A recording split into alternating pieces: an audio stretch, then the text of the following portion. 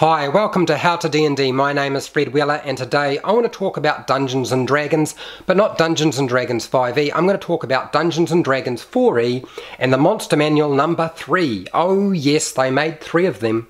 And the big selling point for this book was Loft was on the front cover, which means Loft is also inside the book. And again, on the back, it gives us a pretty good idea of what we can expect, a bit of artwork, but also the kinds of monsters we can find in this book. So a big question for everybody is, did anybody actually go and buy this book? Did anybody care about this book? Did anybody go and purchase it?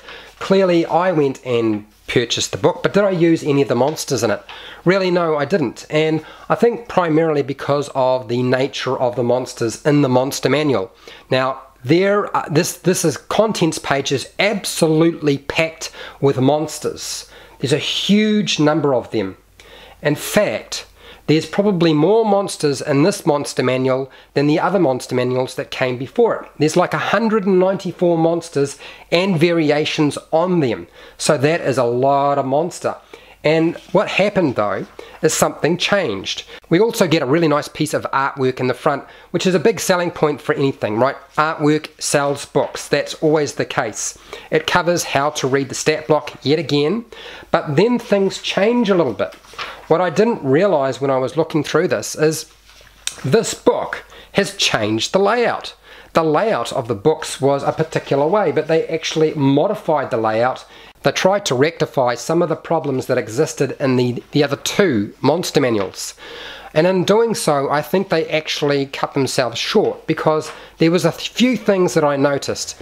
One, the monsters in here are of a much higher level. I think it's almost as if these were, the vast majority were designed for levels 20 to 30. And maybe Monster Manual 2 was for levels 10 to 20. And then the first one was a mixture, but most of it was for levels 1 to 10. And I guess that makes sense because you're dealing with a lot of levels, so you have to have a lot of monsters to be able to cover all of that.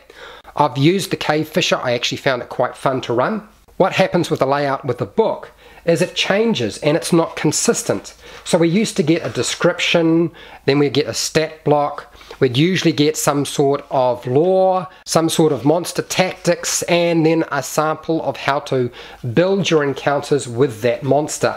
And now it's really inconsistent. And what I did notice is there seems to be a lot more writing, and I was thinking actually, well, that means there's more fluff, there's more lore, there's more guts, there's more stuff that I was looking for.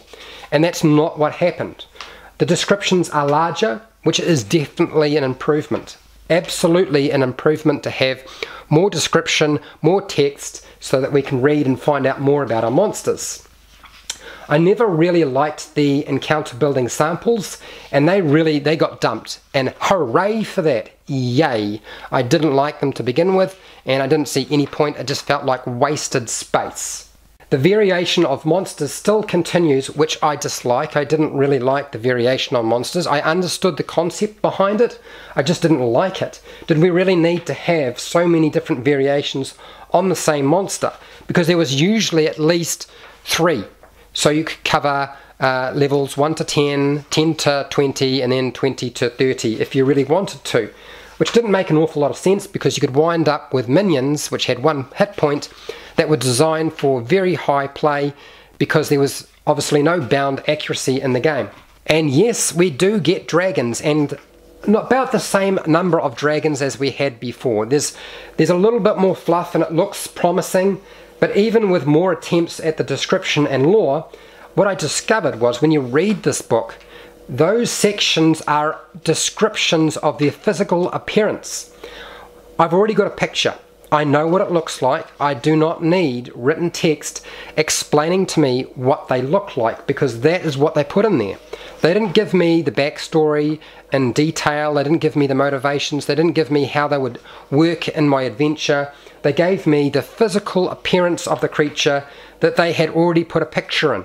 It didn't make an awful lot of sense. There is actually less useful information in this book compared to the Monster Manual 1 and the Monster Manual 2, which is a shame. and the continuing trend of trying to squeeze more stat blocks into pages continues. But there's another thing that I noticed that was cropping up as I was looking through this book, and also when I was trying to use it, that I was really concerned by, and that was there were certain degrees of white space. And here's a good example. Blank space. There's literally huge sections of blank space right throughout the book. Many monsters actually seem to be dumbed down. They're a lot weaker compared to the older versions. It was actually harder to know and where to place the monsters in your story and your adventures than it ever was before, which I don't understand. It just doesn't make an awful lot of sense. The artwork is still very crisp, but does seem a little bit small at times. I feel like they had so much space that was blank. Why could they not make the images a little bit bigger and shift things around? It's like the placement of stuff wasn't quite right.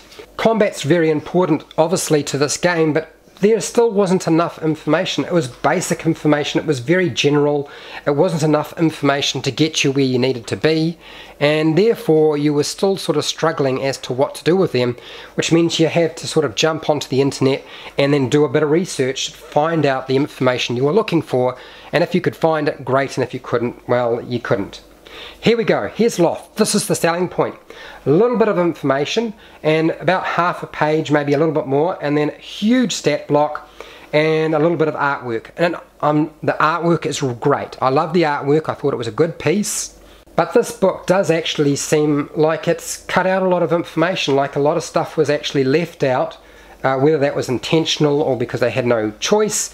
Well, I feel like there's so much white space they did have a choice. They could have filled up these spaces, which they did not do, or it was simply rushed and put together because they needed to make money and they were churning out about one book every single month at this particular point, and therefore you had to make sure you got things done on time. And maybe that was because they couldn't place things properly, maybe they couldn't make things the right size, maybe they couldn't create the kind of content that people really wanted, or the content that I wanted, because really this is talking about my view of the Monster Manual number 3. How to draw a story from the text, it's very, very hard to do, and I found it almost impossible to achieve unless I did research going back to older books or information I would find on the internet. Otherwise it just didn't work. It was not possible. There are some very nice features in the few monsters like Imix and Loft. I like those features. I like the fact that they seem to be focusing on some pretty titanic or epic monsters. They really were pulling out all of the stops at this point. Mixed artwork style seems a little bit odd at times, but that's alright, I can live with that. And most of the book, as I said, does seem to be tailored more towards, a good vast majority of it, towards epic level monsters and setting yourself up for having enough monsters to play from level 20 through to level 30. Finally getting a few iconic monsters in there as well. They did squeeze in a few more that we didn't get previously. As I said, the development process for this book seems just a tad rushed.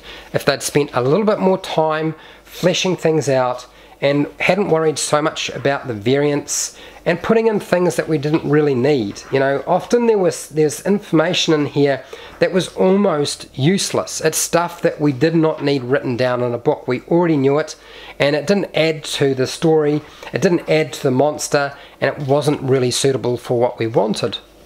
So here's the question. If I have all of this to say about the Dungeons & Dragons 4E Monster Manual number 3, why do I still have this book? Because there's still information in here and still stuff that I find useful. And with the videos that I do on monster tactics, I've still used and pulled information from this book to do those videos. You'd be surprised I can still find some stuff. It might be a bit sparse considering it's quite a large book, but I still found information that was useful. So I recommend that if you have the book, don't throw it away, don't sell it, don't give it away, keep it. Don't make the mistake of getting rid of stuff you might regret. And we get the glossary and the index at the back. As usual, I like the idea that at least Dungeons & Dragons 4E had the concept of the index, and indexed in a way that I found useful and that most dungeon masters would find useful. If you like this sort of content, please subscribe to my channel, hit the bell button to be notified when I go live and when I publish a new video. If you want to support my channel, you supported my channel by watching this video, and I have 500 plus more videos. I do one every single day. There's bound to be something you will find useful, and if you continue to watch my videos, I find it very helpful. I don't do Patreon, but down in the description you'll find an affiliate link to the book depository and Amazon where you can buy stuff online. I get a small commission. You pay exactly the same price. You don't have to buy the thing that I have linked to. Just go through the link and you can buy something else, not a problem. I'm an Amazon influencer, so I have a storefront with recommended products which you can check out.